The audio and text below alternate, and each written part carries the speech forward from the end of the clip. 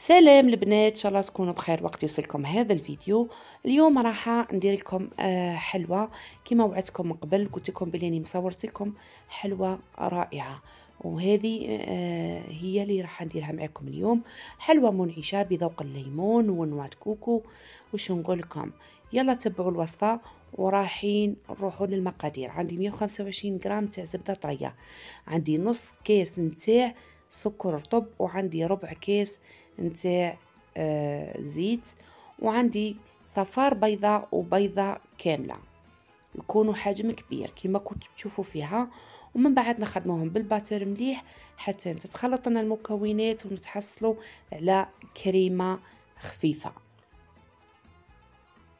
من بعد رايحين نزيدوا 2 ملاعق معمرين مليح تاع نواه كوكو وملعقة نتاع عطر الليمون، هكذا ملعقة صغيرة. نخدموهم مليح بالباتور. هنا اللي ما عندهاش الباتور تقدر تستغنى عليه وتخدم بيدها نورمال. من بعد ما نخدمو رايحين نزيدو ملعقتين نتاع نشا، ورايحين نزيدو على راس المغرفة نتاع خميرة كيميائية، هكذا يعني مش بزاف هكذا. ورايحين نشفوها بالفارينة كيما الصابلي عادي. اصلا هذه قاعده كي الوصفه قاعده كي وصفه الصابلي، زيد فيها غير نواه كوكو.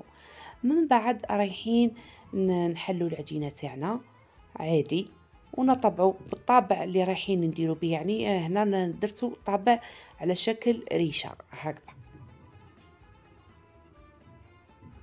ما ترقوش لاباط بزاف باش كي تجيكم الحبه متحوفه. نطبعوا الحبات كامل ونحطوهم في بلاطو ونلوحوهم يطيبوا حتى ياخذوا لنا اللون هكذا دوغي من الاسفل، ونحيوهم ونرجعوا للكريمه اللي راح تزيد لنا بنه على بنه، وهي الصح يعني في هذه الوصفه. المقادير تاعها هي: عندي 125 غرام تاع زبده اوبلين، ضروري انها تكون اوبلين سينو ما تجيكمش بنينه. زدت لها 2 ملاعق نتاع سكر، خدميهم بالباتير مليح. زدت لها 2 ملاعق نتاع زيت نباتي، وزدت لها ملعقه نتاع عطر الليمون هكذا. نخدموها بالباتير مليح مليح حتى تحسيها خفيفه. ومن بعد رايحين نزيدوا لها كما راكم تشوفوا نصف كاس نتاع كريم شانتي وكاس نتاع نواه كوكو.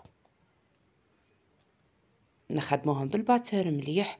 ومن بعد راح نزيدوا لها عصير نصف حبه نتاع ليمون. اللي تحب تزيد يعني اللي تحب يعني الحموضيه بزاف تقدر تزيد تروح لها حتى الحبه مش مشكل يعني. ونخدموها بالباتر مليح. يعني انا جات روعه. المقادير اللي نعطيكم فيها راهي مضبوطه. نزيدو نخدموها بالباتر مليح ومن بعد تكون واجده.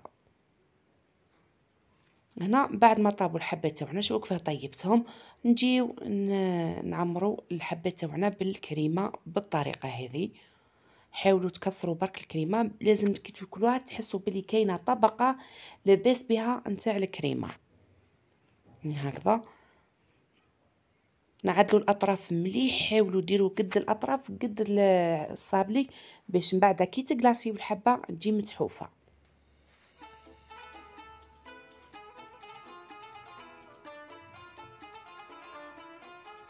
في الوقت اللي كنت نخدم فيه لهنا كنت حطيت شيكولا البيضاء، حطيتها ذابت.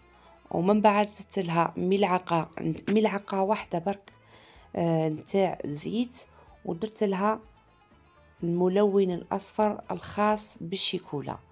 ابالكم ديروها بصبغه يعني اولا ملون عادي راح تفسد لكم الشيكولا. كما تعرفوا الشيكولا حساسه بزاف، اذا دزتي لها قطره ماء ولا درتي لها ملون بغير الخاص بالشيكولا راح تفسد لكم ورايحين ما تنجحوش في الوصفه.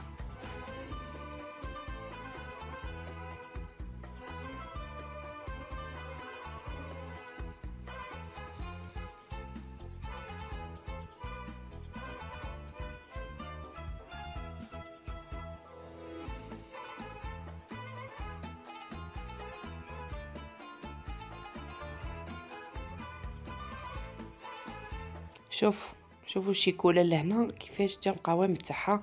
ما لازمش تكثروا الزيت بزاف، اذا كثرتوا الزيت رايحه تجيكم خفيفه بزاف وما تجيش شكلها باهي. نحطوا الحبه تاعنا كيما راكم تشوفوا نغلاسيوها، ومن بعد نحطوها على بابي كويسون هكذا ونخليوها حتى تبرد لنا. من بعد راح ننتقلوا للتزيين. هنا التزيين اختياري، يعني انت وامكانياتك. انا هنا تبعت تزيين تاع الريشه اللي راهم داير حيله في العيد، يعني هذه الوصفه للامانه درتها في العيد، كانت عندي طلبيه درتها، ولكن اليوم وين كتب ربي ورايحه نشارككم الوصفه. درت جبت لاباتا سكر نورمال لون اصفر ودرتها بالشكل اللي راكم تشوفوا فيه. هنا الحواف حبيت باش نتبع واش راني حاشيه من الداخل. درت الشيكولا وزدت درت انواع عقبتهم في نواه كوكو، الحواشي هكذا كما راكم تشوفوا. يعني صراحة زادتها واحد البهاء رائع، يعني جات باهية باهية.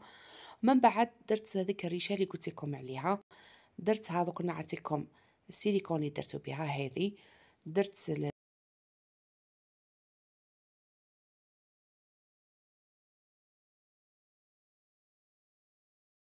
نزيدو نديرو في الحواف البريون ونوضعوها في وسط الحبة، وتكون الحلوى تاعنا جاهزة بشكل رائع، شكل يعني هكذا باهي. كي تشوفي الحبة هكذا تجيك باهية.